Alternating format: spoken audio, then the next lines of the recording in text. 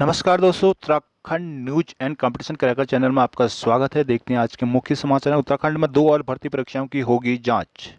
स्नातक स्तरीय भर्ती परीक्षा के पेपर लीक मामले में ताबड़तोड़ गिरफ्तारियों के बीच सचिवालय सुरक्षा संवर्ग और कनिष्ठ सहायक जुडिशियल परीक्षाओं की जांच एसटीएफ को सौंप दी गई है। वर्तमान में चल रहे स्नातक स्तरीय भर्ती पेपर लीक मामले में शामिल गैंग पर इन परीक्षाओं के पेपर आउट करने का संदेह है। कनिष्ठ सहायक में नियुक्तियां हो चुकी हैं, जबकि सचिवालय सहायक में रिजल्ट आने के बाद की प्रक्रिया रुकी हुई है। आयोग ने 2020 में लोअर कोर्ट में कनिष्ठ सहायक के 272 पदों के लिए भर्ती परीक्षा आयोजित की थी। गत वर्ष अप्रैल में चयनित अभ्यर्थियों को नियुक्ति दी जा चुकी है।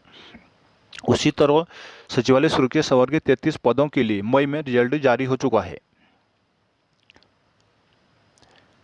स्नातक स्तरीय भर्ती परीक्षा के पेपर लीक मामले की जांच के दौरान गिरफ्तार आरोपी द्वारा इन 2 परीक्षाओं में भी गड़बड़ी के पुख्ता संकेत मिले हैं। इस आधार पर डीजीपी अशोक कुमार ने उक्त दोनों परीक्षाओं की जांच एसटीएफ को सौंप दी है। कनिष्ठ सहायक जुडिशियल में 3 सफल अभ्यर्थी स्नातक स्तरीय गैंग भर्ती लीक गैंग में शामिल पाए जाने में गिरफ्तार भी हो चुके हैं। इसलिए एसटीएफ को संदेह है कि उक्त सभी पूर्व में संचालित गिरोह के जरिए इस परीक्षा में सफल हुए होंगे।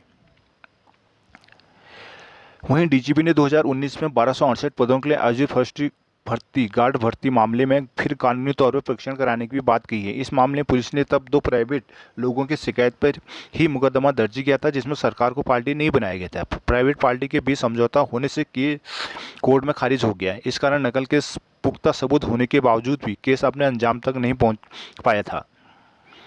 उधर उत्तराखंड अधीनस्थ सेवा चयन आयोग की भर्ती घपले में एसटीएफ ने यूपी के सहारनपुर नगर निगम में जलकल विभाग में तैनात अवर अभियंता ललित राज शर्मा को गिरफ्तार किया। आरोप है कि वह उत्तरकाशी के जिला पंचायत सदस्य हाकम सिंह के साथ पेपर लीक कराने में शामिल था। एसटीएफ के एसएसपी अजय सिंह के अनुसार आरोपी हाकम सिंह ने बिजनौर के धामपुर स्थित जेई के फ्लैट पर ही युवाओं के भर्ती के पेपर की तैयारी कराई और पेपर लीक के प्रश्न भी सॉल्व कराए थे। करणपुर में हल किए थे दोनों परीक्षाओं के पेपर। सोमवार को कनिष्ठ सहायक जुडिशियल परीक्षा का पेपर भी स्नातक स्तरीय भर्ती की तर्ज पर आउट किया गया था। इसमें भी गैंग ने देहरादून के करणपुर स्थित कुछ और जगहों पर अभ्यर्थियों को जमा कर पेपर हल करवाया था। स्नातक स्तरीय भर्ती मामले में गिरफ्तार 6 आरोपियों में पर इन दोनों परीक्षाओं को लीक कराने में शामिल होने का संदेह है।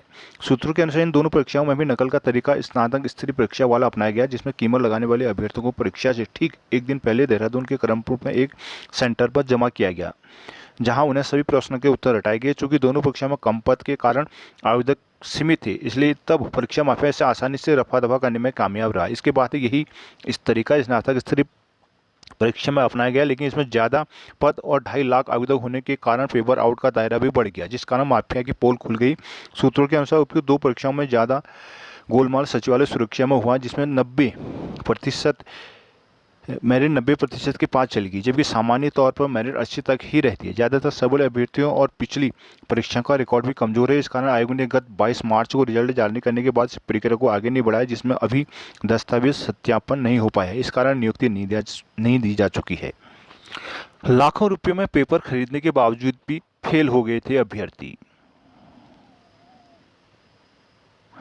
स्नातक स्तरीय भर्ती परीक्षा में कुछ ऐसे मामले में सामने आए जिनमें युवाओं ने लाखों रुपए पेपर तो खरीद लिया, लेकिन परीक्षा में फिर फेल हो गए। ऐसे युवा अब एसटीएफ जांच के दायरे में भी आ सकते हैं। इस बार भर्ती माफिया ने इस बात का विरोध विशेष ध्यान रखा कि प्रश्न पत्र कम से कम लोगों के हाथ में पहुंचे, ताकि पोल खुलने पर सबूत ना मिले। इसके लिए पेपर खरीदने वालों को चुनिंदा जगहों पर बैठाकर उन्हें उत्तर रटवाए गए थे, लेकिन इसमें कम समय मिलने के कारण कई लोग परीक्षा हाल में उत्तर भूल गए। कुछ ओएमआर सीट पर गलत क्रमांक टिक लगा बैठी। इसकी पोल डॉक्यूमेंट वेरिफिकेशन के दौरान आयोग में खुल चुकी थी।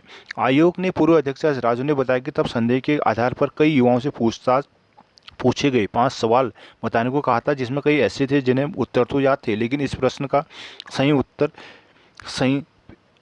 प्रश्न क्या था यह सही से याद नहीं था। इस मामले में गिरफ्तार हाकम एक करीबी यानी आरोपी की पत्नी भी एडवांस में प्रश्न से हासिल करने के बावजूद इस कारण फेल हो गई थी। ऐसे कई युवा भी हैं जिनको रकम तो डूबी, अब वो पुलिस जांच के दायरे में भी आ सकते हैं।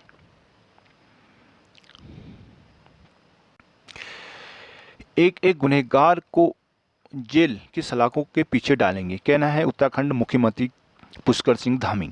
मुख्यमंत्री पुष्कर सिंह धामी ने कहा कि उत्तराखंड अधीनस्थ सेवा चयन आयोग पेपर लीक मामले में एक गुनहगार को जेल की सलाखों में डाला जाएगा, चाहे कोई बड़ा हो या छोटा, किसी तरह का संरक्षण नहीं दिया जाएगा। शुक्रवार को मुख्यमंत्री धामी ने यूके एसएससी पेपर लीक मामले में मीडिया से कहा कि उत्तराखंड में सुशासन के रास्ते पर रास्ते पर वाली एक ऐसी सरकार है जो भ्रष्टाचार के खिलाफ जीरो टॉलरेंस की नीति को अपनाकर काम कर रही है।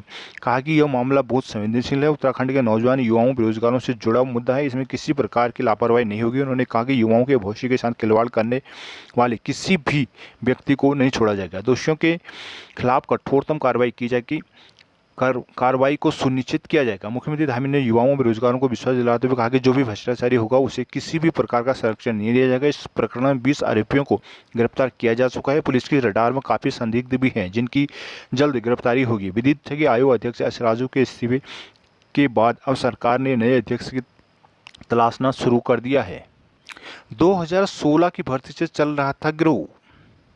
उत्तराखंड अधीनस्थ सेवा चयन आयोग की तीन परीक्षाओं पर पेपर आउट किए जाने का मामला सामने आने के बाद पुलिस को इस गिरोह की जड़ें गहरी होने के पुख्ता संकेत मिले हैं। सूत्रों के मुताबिक अनुसार उक्त गिरोह आयोग बनने के बाद 2016 में आयोजित पहली बड़ी परीक्षा बीपीडीओ के दौरान ही बन गया था, लेकिन इस मामले में निर्णायक कार्रवाई नहीं होने से गिरोह वर्तमान तक सक्रिय रहा है। आयोग की पहली खुली गड़बड़ी 2016 को बीपीडीओ भर्ती में सामने आई थी। तब तत्कालीन अपर मुख्य सचिव स्तर से जांच में कराई गई थी, जिसके आधार पर परीक्षा निरस्त कर दोबारा कराई गई थी। साथ ही में निरस्त परीक्षा में हुई गड़बड़ी की विजिलेंस जांच के निर्देश दिए गए, लेकिन इस प्रकरण में विजिलेंस खास प्रगति नहीं कर पाई। इस कारण परीक्षा लीक आउट के मास्टरमाइंड अब तक सुरक्षित हैं। पुलिस को 2019 फॉरेस्ट गार्ड भर्ती नकल को लेकर वर्तमान में स्नातक स्तरीय सचिवालय सुरक्षा सर्वर कनिष्ठ सहायक जुडिशियल मामले में इसी गिरोह के दखल का आदेशा है। अब तक गिरफ्तार आरोपित ज़्यादातर ग्राउंड ऑपरेटर ही हैं। डीजीपी अशोक कुमार के मुताबिक इस मामले में अब जड़ तक जाए बगैर माफिया का सफाया किया जाएगा। भर्ती घपले के खिलाफ 22 को यूकेडी का धरना। यूकेडी के वर्तमान केंद्रीय महामंत्री जयप्रकाश उपाध्याय ने उत्तराखंड अधीनस्थ सेवा चयन आयोग के भर्ती घपले के साथ ही भ्रष्टाचार के विभिन्न मामलों में आर पार की लड़ाई का ऐलान किया है। कचहरी रोड स्थित केंद्रीय कार्यालय में हुई प्रेस वार्ता में उन्होंने कहा कि भर्ती घपले के खिलाफ आंदोलन की शुरुआत इंद्रमणि बड़ौनी की प्रतिमा के सामने 22 अगस्त को धरने से होगी। उनका नेतृत्व पूर्व अध्यक्ष त्रिवेंद्र सिंह पवार करेंगे। इस पवार ने गुरुवार को बड़ौनी की प्रतिमा पर संकल्प दोहराया था कि जिन उद्देश्यों के लिए बड़ौनी ने संघर्ष किया उनके लिए यूकेडी का हर कार्यकर्ता प्रयासरत रहेगा। उत्तराखंड में भ्रष्टाचार को किसी सूरत में बर्दाश्त नहीं किया जाएगा। इसे जन जन का आंदोलन बनाने के लिए युवाओं को लामबंद किया जाएगा। भर्तियों पर हाईकोर्ट ने जवाब मांगा है। हाईकोर्ट ने एम्स ऋषिकेश में भर्तियों के मामले में राज्य केंद्र सरकार एम्स के निदेशक से 4 सप्ताह के भीतर जवाब पेश करने को कहा है। मामले की सुनवाई मुख्य न्यायाधीश विपिन सांघवी और न्यायमूर्ति आरसी खुलवे की खंडपीठ में हुई है। ऋषिकेश निवासी आशुतोष शर्मा ने याचिका में कहा था कि दिल्ली एम्स की तरह ऋषिकेश में भी नियुक्तियों के लिए स्पष्ट आरक्षण दिया गया, लेकिन निर्देशक प्रोफेसर रविकांत ने अन्य पिछड़ा वर्ग व SC/ST को 32 सीटों में से अपने करीबी लोगों को नियुक्ति दे दी। प्रोफेसर रविकांत की पत्नी डॉक्टर बीना रवि को अवैध तरीके से सर्जरी विभाग में संविदा प्रोफेसर नियुक्त किया गया। प्रोफेसर रविकांत के बहनोई की विजिटिंग फैकल्टी के तौर पर नियुक्ति दी गई। यौन उत्पीड़न के आरोप के चलते उन्हें 2 साल में ही एम्स छोड़ना पड़ा। याचिका में आरोप है कि निर्देशक के करीबी दोस्त SP अग्रवाल का बिना भर्ती प्रक्रिया के सर्जिकल ऑन्कोलॉजी विभाग में तैनात कर दिया गया। इसकी शिकायत केंद्र सरकार और CEC से की गई, पर इनका संज्ञान नहीं लिया गया।